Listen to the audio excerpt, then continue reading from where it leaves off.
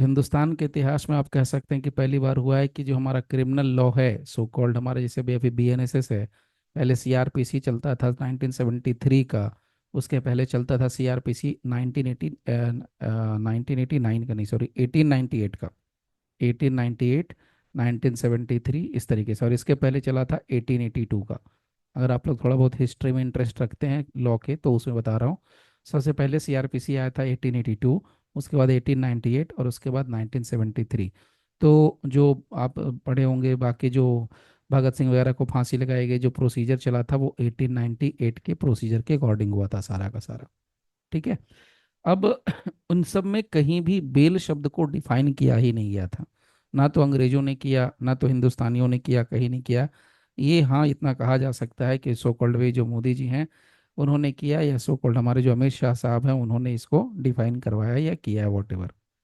ये यहाँ से इसलिए मैं बोल पा रहा हूँ कि यहाँ जाइए डेफिनेशन देखने के लिए, और सेक्शन 2, और सबसे पहले डेफिनेशन में ही 1 के अंदर बी नंबर जब आप देखेंगे सेक्शन 2(1)(b), तो आपको बेल का डेफिनेशन साफ साफ मिलेगा।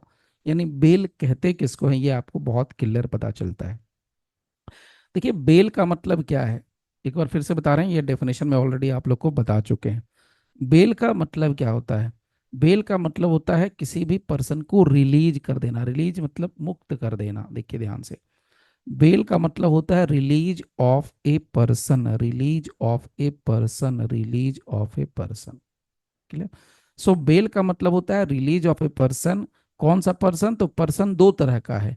वो पर्सन जो अक्यूज्ड है, यहां से थोड़ा कलर चेंज कर ले रहे हैं, वो पर्सन जो या तो अक्यूज्ड है या तो सस्पेक्टेड है। देख रहे हैं, ये बड़ा बड़ा, ये बहुत दूरगामी होगा अगर आप लोग इसको समझेंगे, तब समझ में आएगा। यानी इसको पुलिस अगर हथियार बना ले तो बहुत बड़ी बात हो जाएगी। बेल का मतलब क्या होता है? बेल का मतलब होता है रिलीज करना, रिलीज ऑफ ए पर्सन, किसी पर्सन को छोड़ देना, मुक्त कर देना। तो भाई आप, बड़ी समस्या क्या है पता है? पहले क्या होता था, यानी कि सो कॉल्ड जो पुराना कानून जिसको आप सीआरपीसी बोलते थे, उसमें पर्सन का मतलब किस पर्सन को बेल लेने की जरूरत होती थी? यदि आपका नाम, जनरली जनरली मैं बोल रहा हूँ, सामान्य तौर पर क्या होता है बिहार, यूपी या किसी स्टेट में, अगर आपका नाम एफआईआर में आ गया कि हाँ भाई चलो एफआईआर में आपका नाम है, तो आप दौड़े दौड़े कहा जाते थे एंटीसिपेटरी बेल लेने के लिए, यानी हम बेल लेने के लिए जाते थे। ठीक है। अगर एफआईआर में नाम होता था तो यदि किसी व्यक्ति का नाम एफआईआर में हो गया तो उसको हम बोल देते हैं आंख बंद करके अक्यूज्ड पर्सन। लेकिन अब कोई व्यक्ति जिसका नाम एफआईआर में नहीं है, बहुत बड़ी बात है, पुलिस ने एफआईआर में नहीं, मतलब पुलिस ने एफआईआर में कहीं एफ नाम ही नहीं डाला है आपका, या मान लीजिए मैंने एफआईआर करवाया है, मैंने पुलिस को जाके एफआईआर दी है, मैंने कहीं एफआईआर में नाम नहीं डाला आपका, लेकिन फिर भी पुलिस आपको शक के आधार पर पकड़ सकती है। This is the situation. समझ में आ रही बात? ये बहुत डेंजरस मामला है। कहते हैं ना कि अगर दुश्मनी निकालने पर आ जाए तो बहुत भयंकर तरीके से दुश्मनी निकाल सकते हैं, और ये हथियार मिल गया है पुलिस को। इसका बहुत क्रिटिकल एनालिसिस अगर करें तो बहुत डिटेल बनता है टॉपिक, लेकिन अभी हम लोग खैर उतने में नहीं जाएंगे, आराम से सब समझिए एग्जाम के पर्सपेक्टिव से। लेकिन हाँ, इतना जरूर कहेंगे, इस सब टॉपिक को परीक्षा के पर्पज से मत पढ़िएगा, इसको रियल लाइफ में मिला के पढ़िएगा, रियल लाइफ से हमेशा कनेक्ट करके जोड़ के पढ़िएगा। ये टॉपिक नहीं, जहाँ तक हो सके सारा, बट ये सब टॉपिक को ज़्यादा। अब जैसे ये सब आपका रेफरेंस है, रिवीजन है, तो ये सब चलता है। आप इसको रियल लाइफ से ना भी कनेक्ट करें तो चलता है, मर्सी पिटिशन ना कनेक्ट किए तो भी चलता है, लेकिन इसको आप जरूर कनेक्ट कीजिए। क्यों? घर घर की कहानी है, पुलिस कहीं भी पावर का इस्तेमाल कर लेगा। ठीक है। सो अब यहाँ पर है रिलीज ऑफ पर्सन अक्यूज, तो अक्यूज तो वो हो गया जिसका एफआईआर में नाम है, और सस्पेक्टेड, अब सस्पेक्टेड मतलब जिस पर संदेह है। तो अब आज की तारीख में कानून ये कह रहा है कि भैया अगर कोई व्यक्ति जिसका ऊपर संदेह है उसको भी अरेस्ट कर लो। तभी ना बेल देने की बात कर रहा। बेल कौन लेगा? रिलीज कौन होगा? जो अक्यूज्ड है।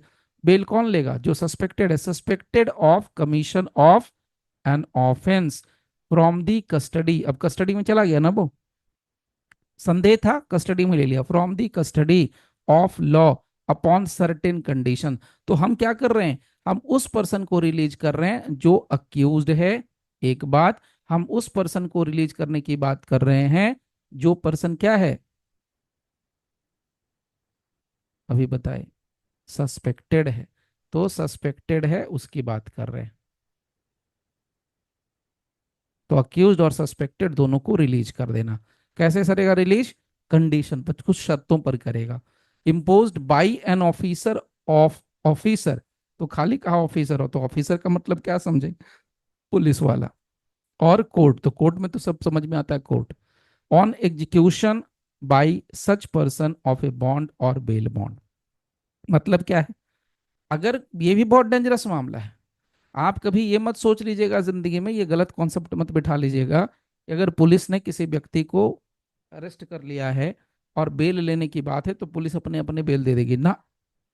अगर कोई भी आदमी बेलेबल ऑफेंस में पकड़ के चला गया है, जेल चला पकड़ लिया है पुलिस ने, हाजत में बंद कर लिया या मजिस्ट्रेट के सामने खड़ा कर दिया है, तो ये मत सोचिएगा कि कोर्ट है जो कि बेल दे देगा अपने से, नहीं। क्या लिखा है? On execution by such person, such person जो बंद है, ऑफ ऑफ ए बॉन्ड और bail bond. So on execution by such person of a bond और बेल, तो वो व्यक्ति जो बॉन्ड देगा, वो व्यक्ति जो बेल बॉन्ड भरेगा, उसी पर्सन को कोर्ट या ऑफिसर रिलीज करेगा। पर्सन मतलब दो तरह के, तो मतलब मोटे तौर पे एक लाइन में समझिए क्या है।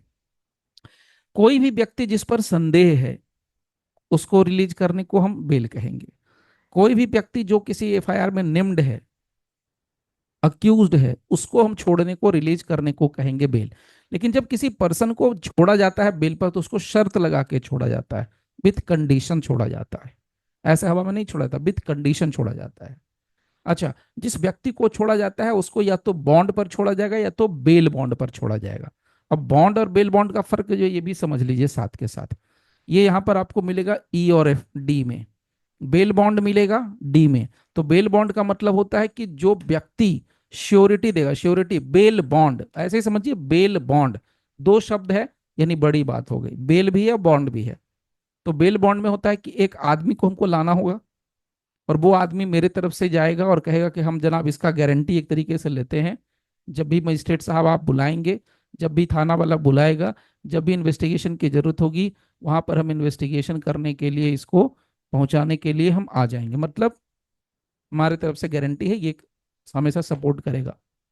दूसरा पार्ट होता है बॉन्ड का। बॉन्ड का मतलब क्या हो गया कि भैया हम अपने पर्सनल बॉन्ड पर हम छुड़वा रहे हैं। तो जैसे नॉर्मली जो कोर्ट में, जैसे रितु जी जाते हैं तो कोर्ट में देखते होंगे जो शराबी उराबी जाता है पकड़ाता है, उसको बॉन्ड पर छोड़ दिया जाता है। जो अगर अच्छे से प्रैक्टिस करेंगे तो हम बता दें आपको, एक पर्सन है जो कि नालंदा जिला में, नालंदा डिस्ट्रिक्ट बार एसोसिएशन में प्रैक्टिस करते हैं। जबरदस्त प्रैक्टिस है, बेल वेल की जरूरत ही नहीं है, सीधा कहते हैं कि जाएंगे और वहां बॉन्ड से छुड़वा देंगे। तो ये भी होता है, बॉन्ड से ही छुड़वा दिया, बेल बॉन्ड की जरूरत नहीं। बेल बॉन्ड लंबा चौड़ा प्रोसेस होता है। ठीक। तो चलिए, बेल तो मोटा मोटा आप लोग समझ गए।